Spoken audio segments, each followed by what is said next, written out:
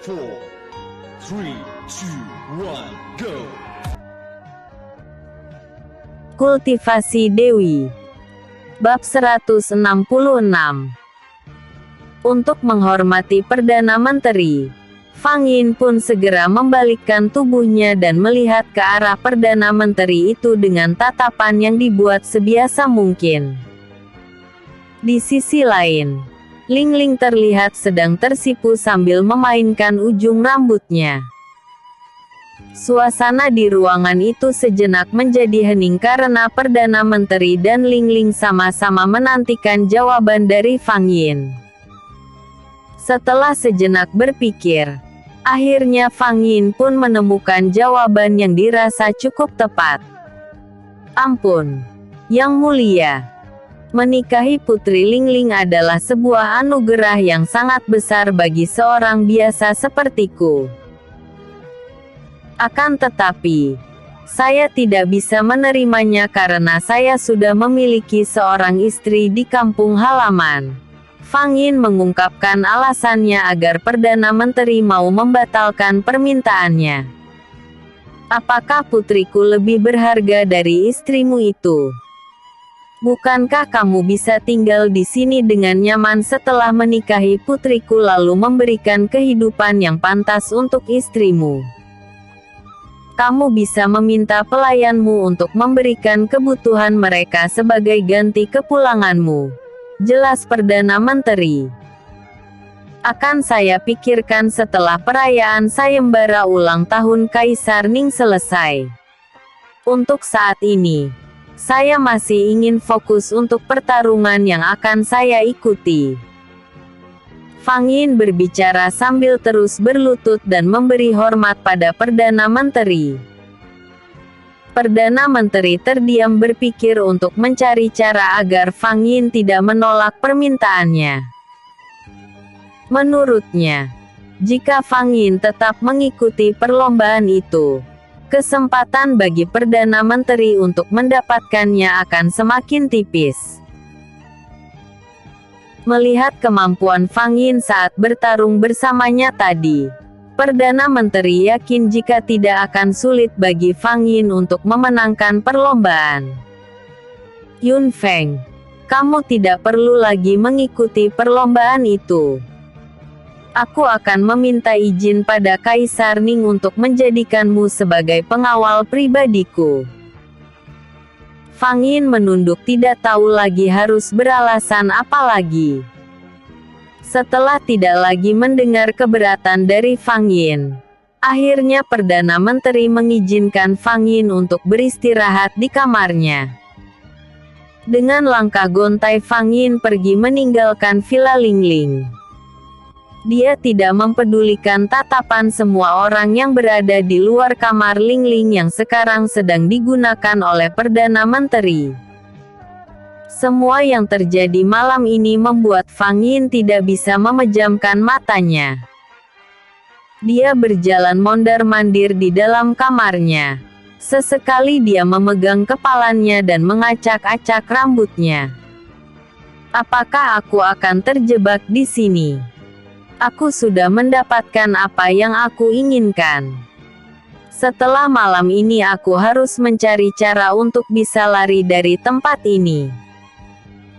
Fang Yin berusaha untuk tenang dan tanpa sadar pun dia terlelap dengan posisi terduduk di lantai sambil bersandar pada tepi tempat tidurnya. Perdana Menteri sungguh-sungguh dengan ucapannya. Fang Yin pun telah dicoret dari daftar peserta lomba dan menjadi pengawal pribadi Perdana Menteri. Bagi orang lain mungkin ini adalah sebuah hal yang sangat mereka impikan. Tetapi tidak bagi Fang Yin. Ini adalah masalah besar untuknya, yang jika tidak segera diatasi maka akan semakin membesar. Selain penobatannya sebagai pengawal pribadi sang Perdana Menteri, pernikahan Fang Yin dan Ling Ling telah dipersiapkan oleh keluarga inti sang Perdana Menteri. Kepalaku rasanya berdenyut-denyut. Aku harus segera mencari cara agar bisa segera keluar dari tempat ini sebelum Perdana Menteri mengumumkan hari pernikahan Ling Ling. Fang Yin merasa hampir gila memikirkan masalah tak terduga yang muncul di luar rencananya. Seharian Fang Yin terus berada di dalam kamarnya dan tidak menjawab panggilan para dayang untuk mengantarkan makanan untuknya. Hingga hari menjelang malam, Fang Yin hanya makan sekali saja. Dia bertekad untuk pergi dari istana itu malam ini juga. Dia memanggil 2 orang prajurit yang berada di dalam pengendaliannya. Mereka datang diam-diam ke sana seperti yang diperintahkan oleh Fang Yin. Rupanya Fang Yin meminta salah satu dari mereka untuk berpenampilan menyerupai dirinya. Sedangkan yang lainnya diminta untuk berjaga di luar. Sebelum malam turun, Fang Yin sudah menyelesaikan persiapannya. Di kejauhan sayup-sayup terdengar suara beberapa orang wanita sedang bercakap-cakap. Gawat! Itu pasti suara Ling Ling yang sedang menuju kemari. Pasti dayangnya melapor padanya jika aku belum makan sejak siang hari. Kedua pengawal yang masih dalam pengaruhnya mendengarkan apapun yang diperintahkan oleh Fang Yin. Suara Ling Ling terdengar semakin dekat. Terlambat untuk pergi sebentar saja maka semuanya akan gagal. Fang Yin segera melompat keluar dari atap kamarnya lalu kembali menutupnya. Dengan jurus napas naga yang semakin sempurna, tidak ada satu orang pun yang bisa mengendus jejak Fang Yin. Fang Yin berhasil menjauh dari kediaman Perdana Menteri dan mencari jalur yang aman dari ketatnya penjagaan para prajurit. Berbekal ingatannya di masa lalu, sedikit banyak dia tahu kemana dia harus melangkah. Untuk bisa keluar dari istana dengan aman, Fang Yin harus melewati pintu darurat yang berada di samping istana. Di sana penjagaan tidak seketat di tempat lainnya karena tidak banyak yang tahu. Ada 5 orang prajurit yang berjaga di bagian dalam istana sekitar pintu itu. Kemungkinan di luar tembok istana juga ada prajurit yang berjaga. Namun, itu tidak perlu dikhawatirkan olehnya. Untuk melumpuhkan 5 penjaga yang berada di dalam, Fang Yin memilih untuk menggunakan jarum beracun. Dalam sekali lempar, 5 buah jarum beracun sudah menancap di tubuh kelima prajurit itu. Mereka ambruk secara bersamaan. Fang Yin tersenyum menyeringai melihat begitu mudahnya dia melumpuhkan penjaga itu. Sebelum ada yang menyadari kematian mereka, Fang Yin segera mengeluarkan artefak kristal daun lalu pergi dari sana dengan kecepatan tinggi. Tidak ada yang bisa dilakukan oleh para penjaga di luar tembok karena Fang Yin sudah melesat dengan cepat dan menghilang di kegelapan malam. Belum ada tujuan yang pasti bagi Fang Yin setelah ini. Dia memutuskan untuk mencari tempat yang aman terlebih dahulu untuk menghindari kejaran dari Perdana Menteri dan pasukannya. Fang Yin melintasi sebuah hutan dan melihat beberapa orang sedang berkemah di sana. Itu artinya hutan itu adalah hutan di mana diadakannya sayembara perburuan binatang roh yang juga merupakan bagian dari perayaan ulang tahun Kaisar Ning. Ini bukan tempat yang aman. Aku harus mencari tempat lain untuk bersembunyi. Fang Yin berputar arah meninggalkan tempat itu sebelum ada yang menyadari kehadirannya. Setelah terbang beberapa saat dengan arah 45 derajat dari arah sebelumnya, Fang Yin menemukan sebuah desa. Di desa itu hanya ada beberapa rumah saja dengan kondisi yang jauh dari kata layak huni. Apa mau dikata tidak ada tempat lain yang bisa dia temui dalam waktu singkat. Setidaknya di tempat ini dia bisa menumpang untuk beristirahat malam ini. Fang Yin berjalan mendekati sebuah pondok yang berada di jarak paling dekat dengannya. Selamat malam. Saya sedang tersesat. Bisakah saya meminta bantuan? Ucap Fang Yin berharap akan segera mendapatkan jawaban dari si pemilik pondok tersebut. Bersambung. Episode sebelumnya. Bab 165. Episode berikutnya. Bab 167. Setelah menunggu beberapa saat, akhirnya keluarlah seorang nenek-nenek dari dalam pondok itu. Rambutnya yang telah memutih dengan kulitnya yang keriput menandakan jika usianya sudah sangat renta. Nenek tua itu berjalan mendekati Fang Yin lalu melihatnya dari ujung rambut sampai ujung kaki. Maaf Nek, bolehkah saya menumpang untuk menginap di sini malam ini? Tanya Fang Yin. Nenek tua itu terlihat menengok ke kiri dan ke kanan. Merasa tidak ada orang yang melihatnya. Dia kemudian menarik tubuh Fang Yin untuk masuk ke dalam pondoknya sambil memberi isyarat pada Fang Yin untuk diam. Ini bukan tempat yang aman untuk singgah. Setiap ada orang baru yang datang maka pemimpin kami pasti akan membunuhnya. Beruntung kamu tidak mengeluarkan hawa kehadiranmu dan juga tidak memiliki aura energi. Fang Yin tertegun setelah mendengar penjelasan nenek tua itu. Namaku Yun Feng, Nek. Nenek tua itu mengangguk lalu membawa Fang Yin ke sebuah ruangan yang berada di bagian paling belakang pondok. Di dalam ruangan itu banyak sekali perabot usang yang sepertinya sangat jarang dipakai. Panggil saja aku Nenek Lu. Diamlah di sini apapun yang terjadi. Jangan pernah keluar jika aku tidak memintamu keluar. Ucap Nenek Lu. Tidak disangka perempuan tua itu bisa membuat segel mantra untuk melindungi ruangan itu. Segel ini akan rusak jika kamu melangkahkan kakimu keluar dari ruangan ini. Nenek Lu kembali mengingatkan Fang Yin.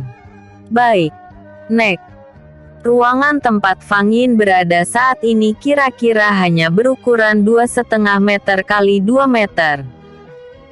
Sangat sulit bagi Fang Yin untuk duduk dengan nyaman karena di kedua sisinya terdapat tumpukan perabot yang disusun rapi. Nenek Lu terdengar sedang menyalakan perapian yang berada di sebelah ruangan tempat Fang Yin bersembunyi. Ketajaman indera Fang Yin meningkat tajam setelah menyelesaikan mempelajari kitab 9 naga bintang 4. Telinganya mendengar ada langkah kaki yang datang mendekat ke pondok Nenek Lu. Seperti yang diperintahkan oleh Nenek Lu, Fang Yin tidak akan keluar dari ruangan itu tanpa diminta. Seseorang mengetuk pintu pondok Nenek Lu dari luar dan Nenek Lu terdengar menyahut sambil berjalan menghampiri pintu. Nek, aku merasakan hawa manusia di sekitar tempat ini. Apakah kamu melihatnya? Tanya pria yang datang itu. Nenek Lu tidak membuka pintu rumahnya secara lebar melainkan hanya membukanya sedikit saja. Tubuhnya sedikit bergetar karena menyembunyikan sebuah kebohongan. Namun dia mencoba untuk bersikap sebiasa mungkin. Aku tidak melihatnya. Sedari tadi aku sedang merebus batu kristal biru.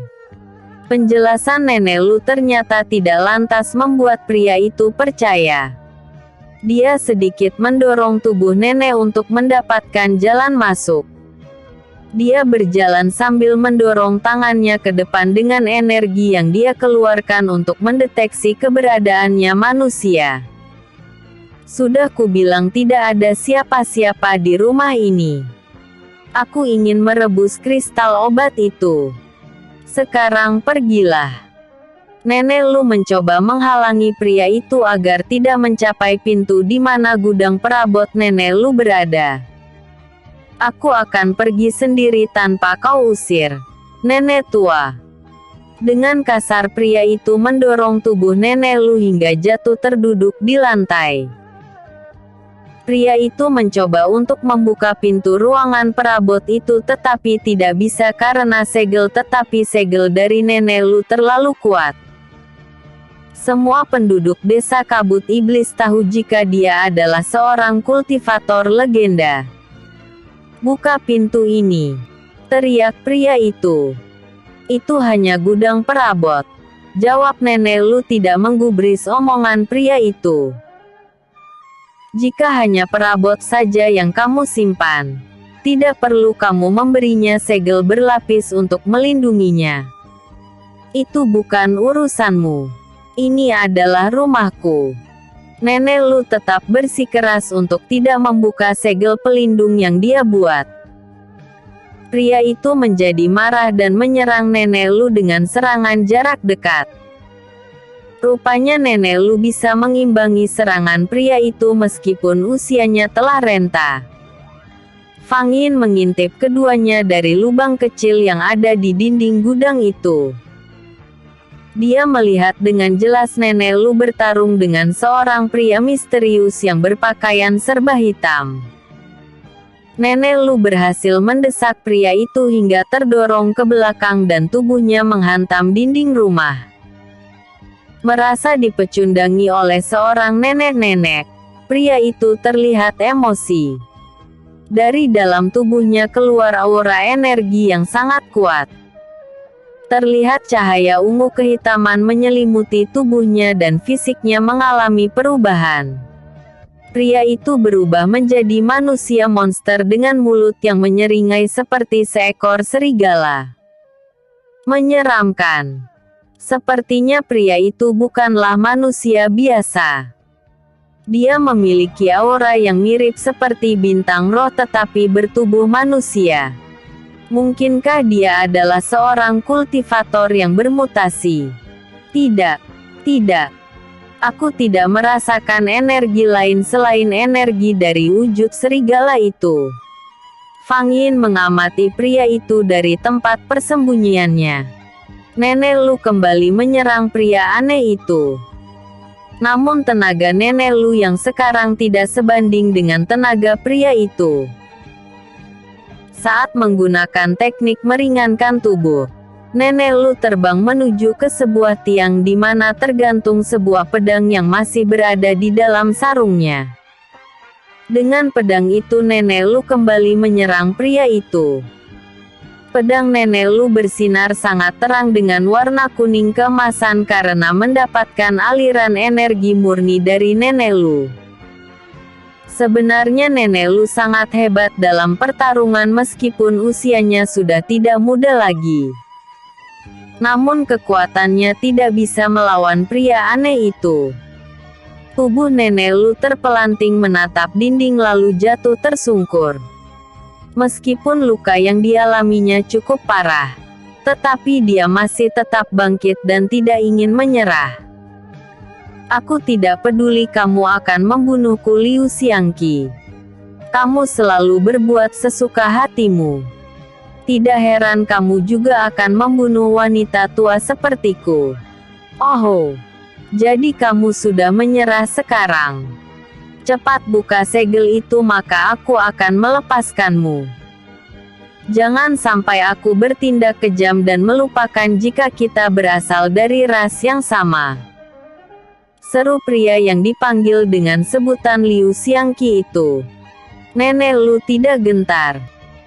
Dia mengelap darah segar yang mengalir di sudut bibirnya lalu berjalan dengan berani menghampiri Liu Xiangqi.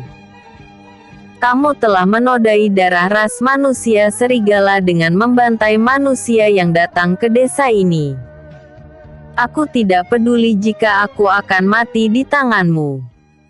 Setelah ini pasti kamu pun akan menemui ajalmu karena kesombongan dan keserakahanmu." Nenek Lu berkata lantang sambil menatap Liu Xiangqi dengan tatapan penuh kebencian. Aku hanya menginginkan kehidupan yang abadi dan menjadi manusia terkuat dari ras serigala. Dengan menyerap esensi dari manusia yang datang kemari, maka aku akan segera mendekati tujuanku. Siapa suruh mereka datang dan mengantarkan nyawanya kemari? Liu Xiangqi tersenyum menyeringai. Tidak selamanya kamu akan beruntung. Berhentilah untuk membunuh manusia yang datang ke tempat ini.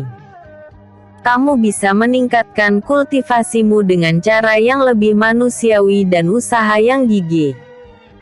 Nenek Lu mencoba mengingatkan Liu Xiangqi. Tutup mulutmu, nenek tua. Aku tidak butuh nasihatmu. Bersiaplah untuk menerima kematianmu. Pekik Liu Xiangqi maju dengan kekuatan penuh di kedua telapak tangannya menyerang Nenek Lu. Bersambung. Episode sebelumnya. Bab 166. Episode berikutnya.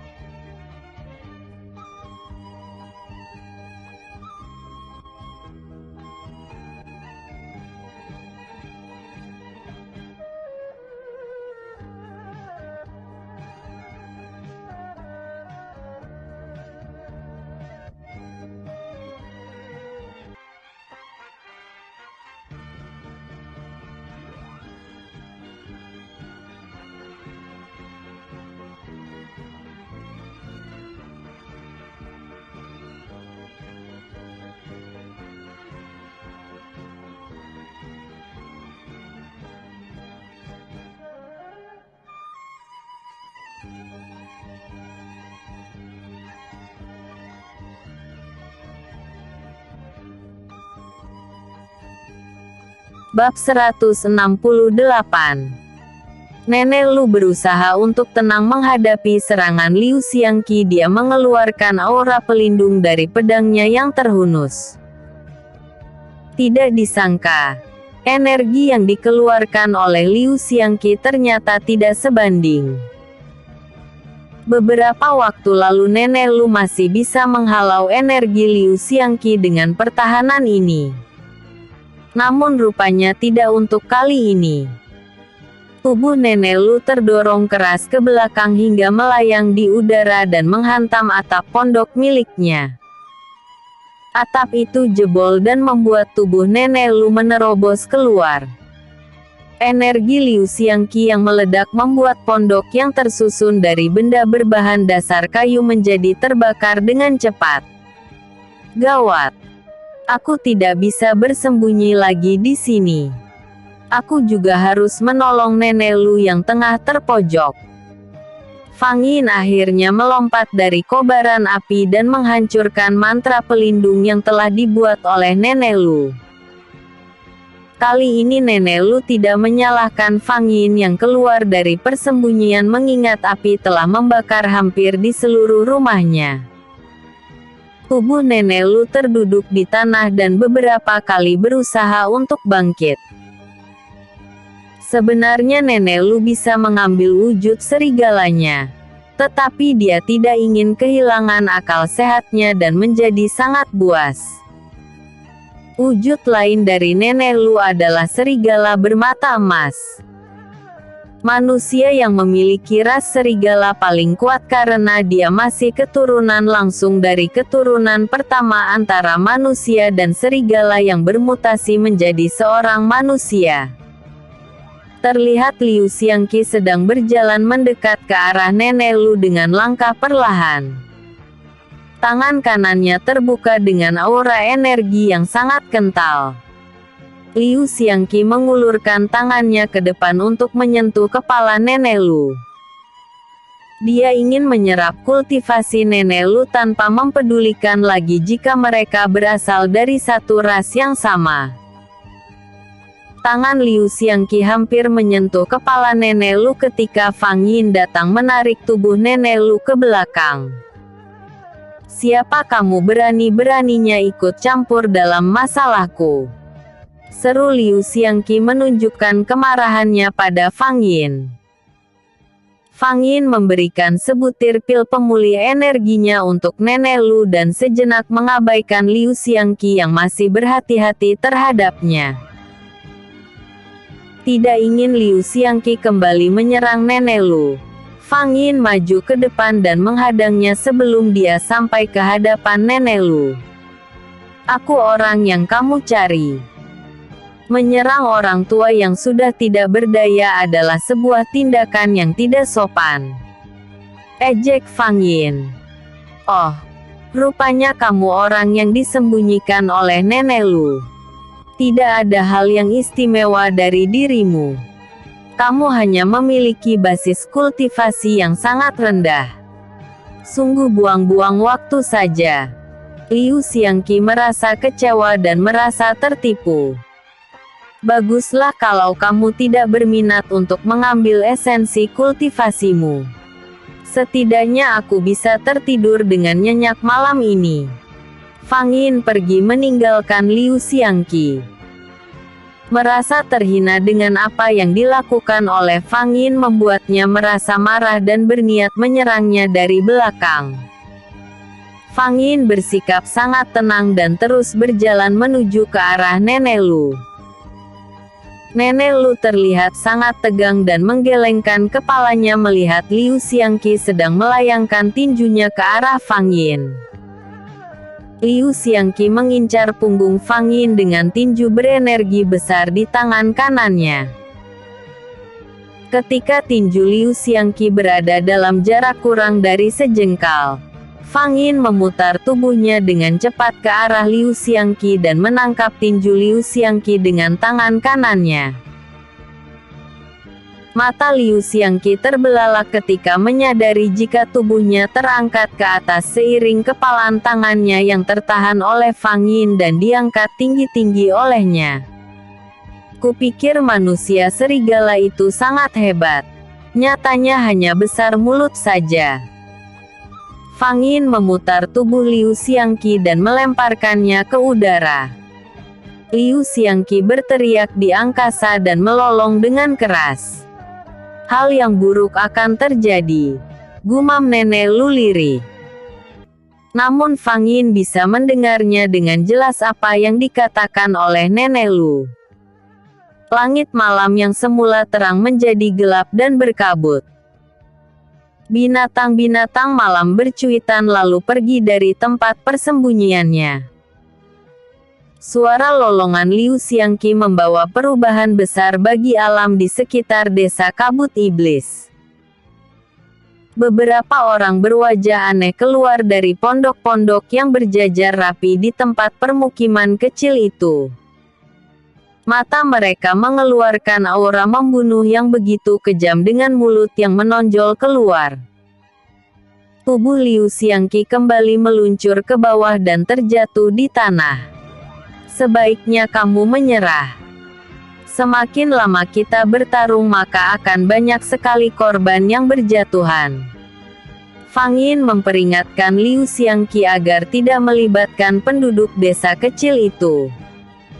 Di antara mereka ada juga yang masih anak-anak. Bukan itu saja. Dari tengah gelapnya hutan, keluar serigala dengan wajah yang beringas berkerumun mengelilingi mereka. Liu Xiangqi tidak mempedulikan kata-kata Fang Yin. "Kami berkelompok dan kamu sendirian. Apa yang kami takutkan dari seorang anak manusia lemah dan tidak berguna sepertimu?" Kami tidak pernah takut menghadapi apapun. Setidaknya badanmu yang kurus itu lumayan untuk kami jadikan makan malam kami." Liu Xiangqi tertawa tanpa ada rasa takut. "Baiklah jika itu pilihanmu. Jangan pernah menganggapku kejam jika aku membuat penduduk desa ini mati di tanganku. Kita lihat saja nanti. Siapa yang hidup dan siapa yang mati. Serang dia." Pekik Liu Xiangqi pada pasukan serigala dan penduduk desa. Seluruh serigala hutan dan penduduk desa itu bergerak bersama-sama untuk menyerang Fang Yin. "Aku tidak bisa menghadapi mereka secara bersama-sama. Aku terpaksa harus mengeluarkan jurus perisai es." Selain untuk melindungi dirinya, Fang Yin juga berharap jurus ini mampu melindungi korban yang tidak perlu. Dengan energi spiritualnya, Fang Yin mendorong beberapa ras serigala yang masih anak-anak lalu mengurungnya dalam sangkar yang terbuat dari bongkahan kristal es. Bukan hanya anak-anak saja melainkan juga para wanita yang terpengaruh oleh sugesti dari lolongan Liu Xiangqi. Nenek Lu yang masih dalam pemulihan tidak mampu berbuat apa-apa selain hanya melihat apa yang sedang dilakukan oleh Fang Yin. Dia menyadari jika orang yang dia selamatkan itu memiliki sifat yang baik karena tidak ingin melukai orang-orang yang tidak bersalah. "Aku tahu kamu orang yang baik dan rendah hati. Kamu bersikap seolah tidak bisa apa-apa meskipun di dalam dirimu memiliki kekuatan yang sangat luar biasa." Nenek Lu memuji Fang Yin. Meskipun Fang Yin sangat hebat, tetapi banyaknya serigala yang menyerangnya. Nenek Lu tidak yakin Fang Yin bisa menghadapinya seorang diri. Dia tahu betul berapa banyak serigala liar yang ada di hutan ini. Yang ada di hadapan Fang Yin saat ini belumlah seberapa. Besar kemungkinan akan bertambah seiring terbunuhnya kawanan mereka. Untuk sejenak Nenek Lu berkultivasi untuk menyempurnakan kekuatannya sebelum membantu Fang Yin. Satu persatu serigala liar yang menyerang Fang Yin mati sia-sia. Fang Yin menggunakan serangan jarak jauh dengan melemparkan energi spiritualnya. Kesempatan ini digunakan oleh Liu Xiangqi untuk memulihkan tenaganya dan memenuhi kolam ki-nya dengan berkultivasi. Banyak sekali serigala yang telah terbunuh tetapi Fang Yin merasa sangat heran ketika mendapati serangan yang tidak ada habisnya. Bersambung. Episode sebelumnya. Bab 167. Episode berikutnya. Bab 169. Sekumpulan serigala ini kelihatannya memiliki sebuah kerajaan. Bisa habis energi spiritualku jika aku terus memakai ki yang ada di tubuhku tanpa jeda. Fang Yin mulai memikirkan cara agar bisa menghemat energinya saat menghadapi serigala-serigala liar tersebut. Lawannya hanyalah Liu Xiangqi. Tidak seharusnya dia membantai habis serigala-serigala itu. Jika mereka punah maka keseimbangan alam akan terganggu. Meskipun hanya bertahan beberapa jam saja, Fang Yin akan menutup desa tersebut dengan kristal es miliknya. Dengan begitu tidak akan ada lagi serigala yang masuk ke sana dan menyerangnya membabi buta. Sesaat setelah Fang Yin selesai membuat pagar pelindung, dia begitu tertarik ketika melihat tubuh serigala-serigala liar yang telah mati. Awalnya dia ingin menyerang Liu Xiangqi untuk mengakhiri pertarungan mereka. Namun dia urungkan dan mulai mendekati tubuh serigala-serigala itu. Apa ini? Fang Yin melihat titik cahaya kehijauan di antara kedua alis serigala itu. Dengan sedikit ragu Fang Yin berjongkok di depan salah satu mayat serigala dan melihat dari dekat sinar apakah itu. Tidak puas dengan melihatnya saja, Fang Yin pun menyentuh titik hijau tersebut dengan ujung jari telunjuknya. Tubuh Fang Yin tersentak hingga membuatnya hampir terjengkang ketika melihat serigala itu berubah. Bulunya yang semula berwarna abu-abu gelap kini berubah menjadi putih. Lebih mengejutkan lagi, serigala itu hidup kembali dan tunduk di kaki Fang Yin. Melihat perubahan itu, Fang Yin segera menyentuh serigala yang mati itu satu persatu dengan cepat selagi Liu Xiangqi belum beraksi kembali. Dalam sekejap Fang Yin memiliki pasukan serigala berbulu putih yang sangat banyak. Apa? Rupanya kamu memiliki roh pelindung yang mampu membangkitkan aura siluman dari serigala-serigala itu. Nenek Lu menghampiri Fang Yin yang tengah menyentuh serigala terakhir. Aku tidak mengerti apa yang kamu katakan, Nek. Aku baru melakukan ini kali ini dan aku sendiri terkejut melihat apa yang sebenarnya terjadi. Nenek Lu mendekati Fang Yin yang terlihat kebingungan. Kemarikan tanganmu. Nenek Lu mengulurkan tangannya dengan telapak tangannya yang terbuka ke atas. Fang Yin pun memberikan tangannya dan meletakkannya di atas tangan Nenek Lu. Nenek Lu terlihat sedang membaca mantra hingga sebuah cahaya terang keluar dari telapak tangan Fang Yin. Di luar perkiraan Nenek Lu, energi dari roh pelindung Fang Yin menarik keluar roh pelindungnya hingga membuat sebuah cahaya terang keluar dari tubuh Nenek Lu. Cahaya itu terus membesar dan berdiri di belakang tubuh Nenek Lu. Selama ini Nenek Lu tidak bisa membangkitkan roh pelindungnya tanpa merubah dirinya menjadi manusia serigala. Saat menjadi manusia serigala, Nenek Lu akan kehilangan sifat manusianya. Itulah harga yang harus dia bayar atas kekuatan besar dan kemenangan yang diberikan oleh roh serigala yang menguasainya. Ini luar biasa, Yun Feng. Roh pelindungku bisa keluar tanpa harus mengorbankan diriku menjadi manusia serigala. Nenek Lu tersenyum senang ketika merasakan kekuatan yang besar dari roh pelindungnya. Fang Yin menarik kembali tangannya lalu kembali melihat ke arah Liu Xiangqi. Di luar dinding es yang mengepung mereka terdengar suara lolongan ribuan serigala yang saling bersahutan. Nenek, apakah kamu mengetahui apa arti lolongan mereka? Tanya Fang Yin merasa lolongan itu terdengar sangat memilukan. Itu adalah lolongan tanda peperangan masih berlangsung. Aku akan mencoba menenangkan mereka. Dengan kekuatan ini aku rasa tidak akan terlalu sulit. Sayangnya usiaku terlanjur tua. Seharusnya aku bisa merasakan ini sejak dulu. Mungkin aku akan menjadi dewi perang dan mendapatkan kekayaan negeri serigala. Tidak ada kata terlambat, Nenek. Semakin tinggi tingkat kultivasimu, bukan hal yang mustahil untukmu menjadi muda kembali dan menjadi ratu. Aku akan menjadi tamu kehormatan di hari penobatanmu. Nenek Lu tidak percaya dengan apa yang dikatakan oleh Fang Yin. Dengan penuh semangat Nenek Lu melolong dan mengatakan jika bangsa serigala telah menang. Lolongan panjang Nenek Lu dibalas dengan lolongan yang membuat bulu kuduk siapapun yang mendengarnya berdiri. Bagus.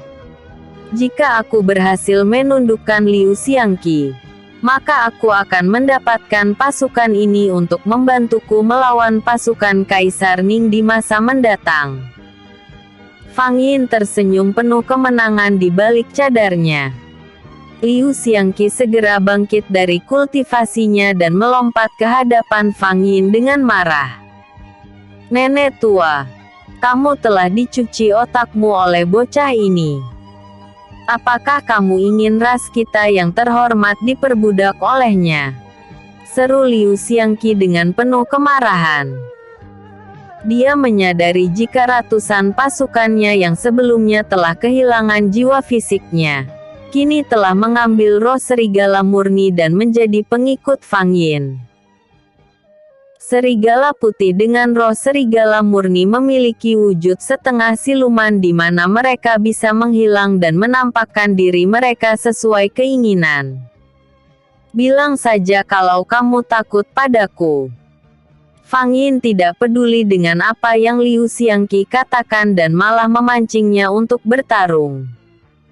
Kunci dari kekacauan ini ada padanya. Jika dia berhasil diatasi maka seluruh ras serigala akan tunduk padanya. Mundurlah Yun Feng. Ini adalah urusan bangsa serigala. Aku ingin merubah pandangan semua serigala jika kita bisa hidup berdampingan seperti asal-usul kami yang berasal dari dua ras yang berbeda. Aku ingin membuka mata mereka bahwa apa yang dilakukan oleh Liu Xiangqi selama ini adalah salah. Apa kamu bilang? Jaga mulutmu nenek tua. Kamu pikir akan ada yang mendengarkanmu? Ha! Liu Xiangqi berteriak dengan lantang dengan mulutnya yang menyeringai. Kepalanya bergerak ke kiri dan ke kanan dengan tatapan yang seolah ingin memangsa nenek Lu. Kamu sudah dibutakan oleh kekuasaan Liu Xiangqi.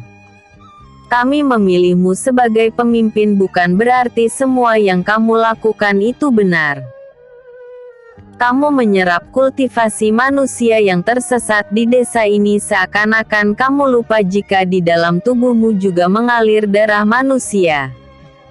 Nenek Lu tidak kalah emosinya.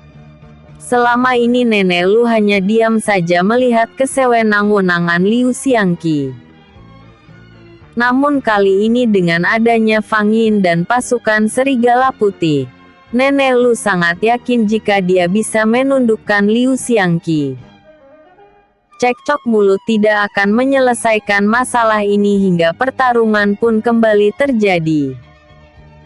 Liu Xiangqi dan nenek Lu mengeluarkan seluruh kemampuan mereka dan sama-sama menginginkan sebuah kemenangan. Kali ini nenek Lu merasa sangat yakin bisa mengalahkan Liu Xiangqi dengan mudah setelah berhasil membangkitkan roh pelindungnya dan mengendalikan kekuatannya yang sangat besar. Ketika Liu Xiangqi merubah wujudnya menjadi manusia serigala yang mewarisi sifat dasar serigala yang sangat kejam dan brutal, nenek Lu mengeluarkan roh pelindung serigala bermata emas. Kurang ajar. Nenek tua ini berhasil mengendalikan roh pelindungnya. Tidak, tidak. Aku tidak boleh menyerah. Meskipun saat ini dia telah berada satu tingkat di atasku. Aku yakin tenaga tuanya itu tidak mungkin bisa mengalahkanku. Liu Xiangqi mencoba untuk meyakinkan dirinya sendiri. Melihat Liu Xiangqi diam melamun, nenek Lu tidak ingin menyia-nyiakan kesempatan itu. Dia melepaskan pukulan jarak jauh dengan kekuatan penuh. Boom! Duar! Pukulan itu dengan telak menghantam tubuh Liu Xiangqi hingga membuatnya terpental ke belakang dan menghantam dinding es hingga hancur berkeping-keping. Bersambung. Episode sebelumnya. Bab 168. Episode berikutnya. Bab 170. Liu Xiangqi merasa dipermalukan di hadapan para serigala yang berbaris di luar dinding es yang telah hancur itu. Meskipun tubuhnya serasa remuk setelah terkena pukulan nenek Lu, Liu Xiangqi mencoba untuk bangkit. Sangat memalukan. Aku terjatuh dalam sekali pukulan. Sungguh ini sangat memalukan. Liu Xiangqi memakai dirinya sendiri. Tidak ingin kembali merasa terhina, Liu Xiangqi mengeluarkan sesuatu untuk menunjukkan kekuasaannya. Sebuah kristal energi berwarna perak, berbentuk lingkaran lonjong dengan pahatan pada permukaannya, muncul di telapak tangan kanannya. Kristal itu bersinar sangat terang dengan esensi energi yang sangat pekat. Itu adalah kristal mahkota perak. Kristal itu dipegang secara turun-temurun oleh pemimpin ras serigala. Sebelum Liu Xiangqi, kristal itu dipegang oleh pamanku Lu Wanji. Nenek Lu menjelaskan tentang kristal itu pada Fang Yin. Apakah kristal itu berbahaya, Nek? Tanya Fang Yin.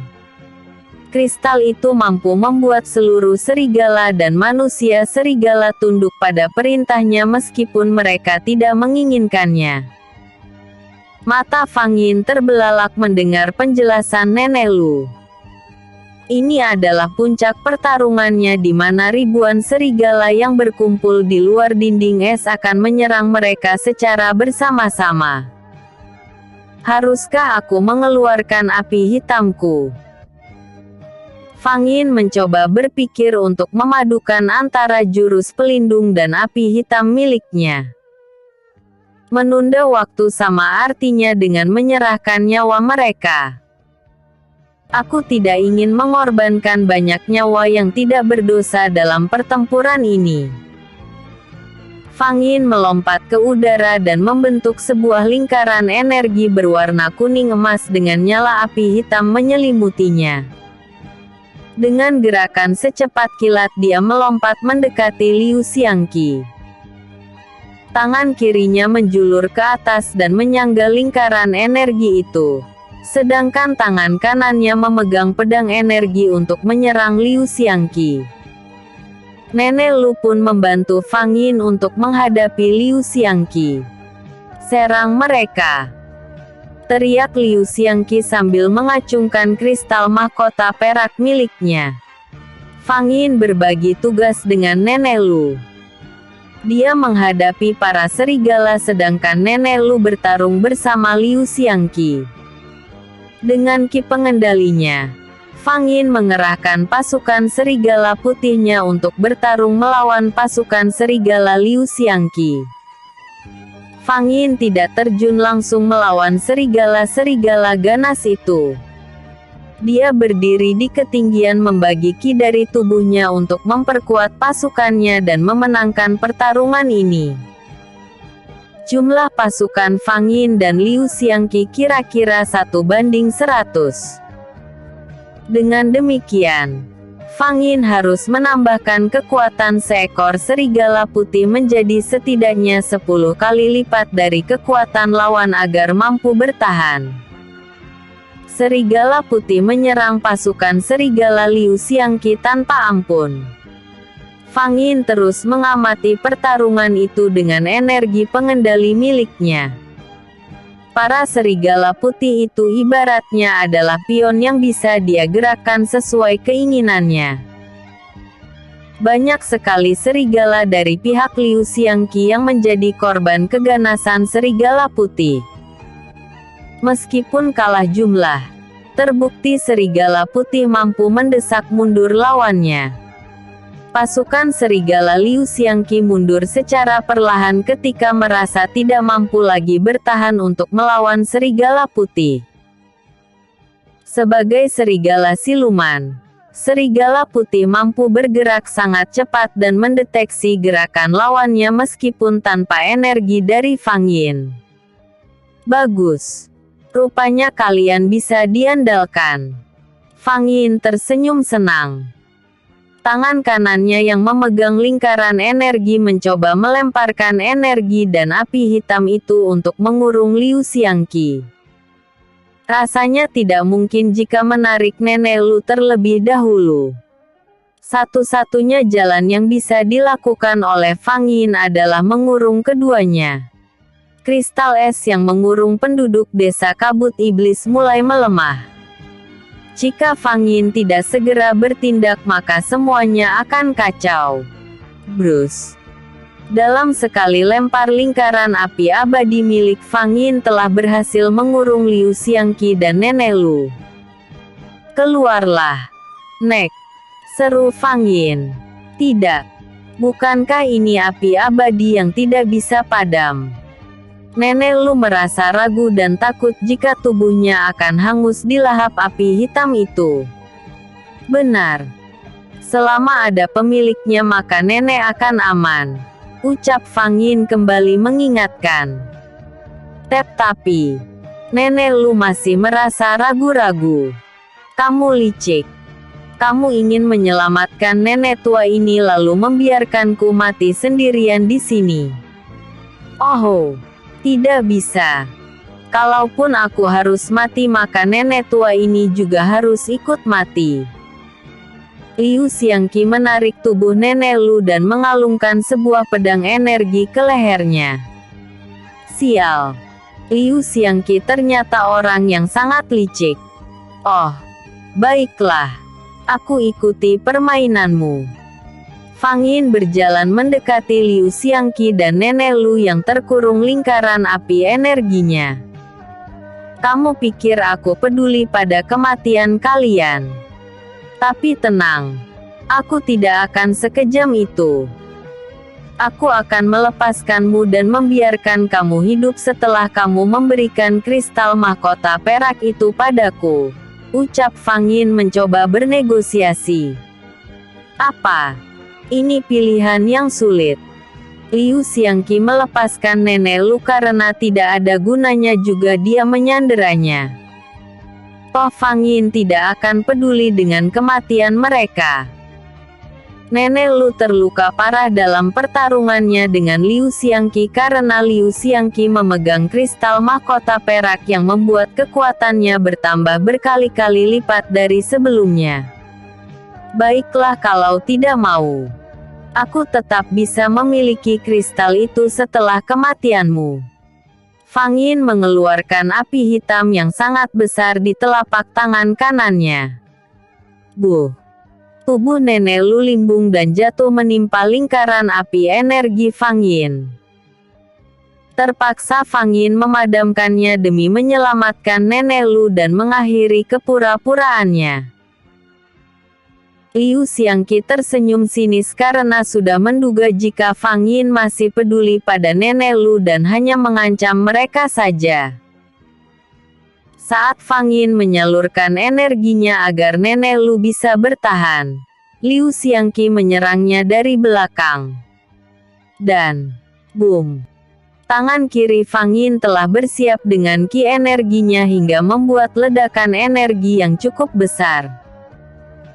Hanya seorang pengecut yang melawan musuhnya saat dia sedang menolong keluarganya.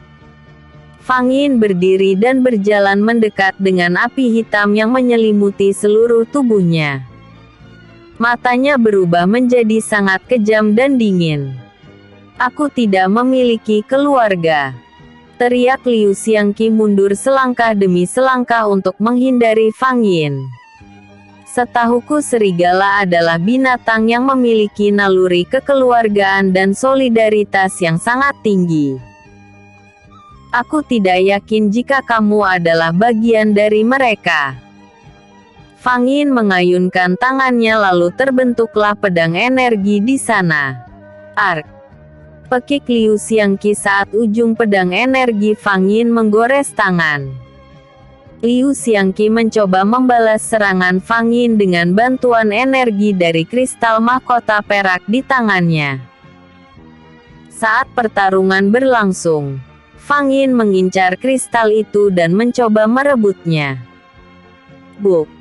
Tubuh Liu Xiangqi terdorong dan terjatuh tepat di samping Nenek Lu. Kristal mahkota perak terlepas dari tangan Liu Xiangqi dan melayang di udara. Fang Yin berlari untuk menangkapnya tetapi kristal itu mencari takdirnya sendiri dengan terjatuh tepat di kening Nenek Lu yang sedang berada di ambang kematiannya. Bersambung. Episode sebelumnya. Bab 169. Episode berikutnya. Bab 171.